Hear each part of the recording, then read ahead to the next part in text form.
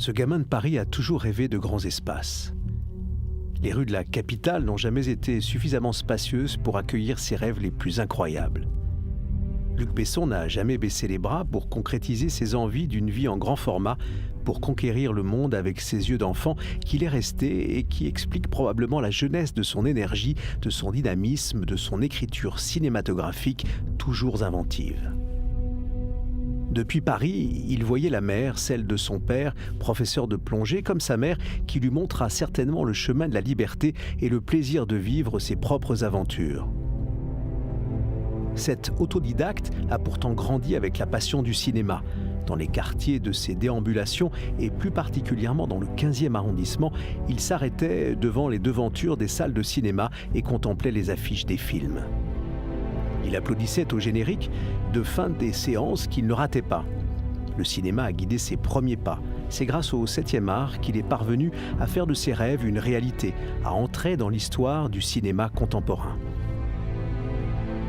On raconte qu'il filme comme personne d'autre, trouvant la bonne lumière, le son et la musique différentes, captant avec des trouvailles technologiques ce que l'œil ne perçoit que très difficilement. Éric Serra, le compositeur des musiques de tous ses films, est son ami. Il reconnaît volontiers que chacun de ses scénarios annonce une aventure unique. Luc Besson est le cinéaste de l'émotion et des expériences rares, d'histoires imaginées au fil de son parcours entre la France et l'Amérique. Il enchaîne les succès, Le Grand Bleu, Nikita, Léon, Le Cinquième Élément, Lucie, Valérian. Le cinéma sous toutes ses formes l'intéresse.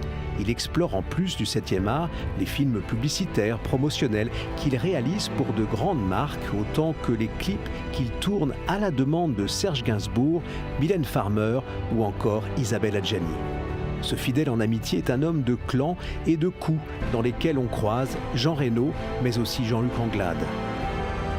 Le cinéma, Luc Besson l'écrit en majuscule, capable d'écrire, de réaliser, de produire aussi tout ce qu'il pense devoir produire pour offrir au public des œuvres singulières et uniques.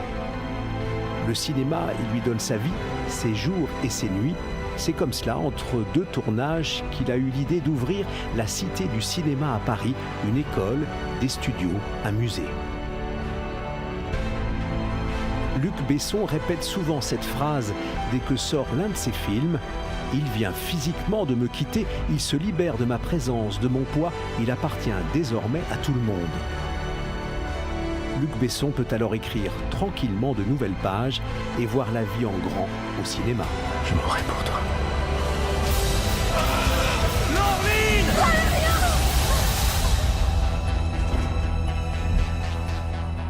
Notre destinée est entre vos mains.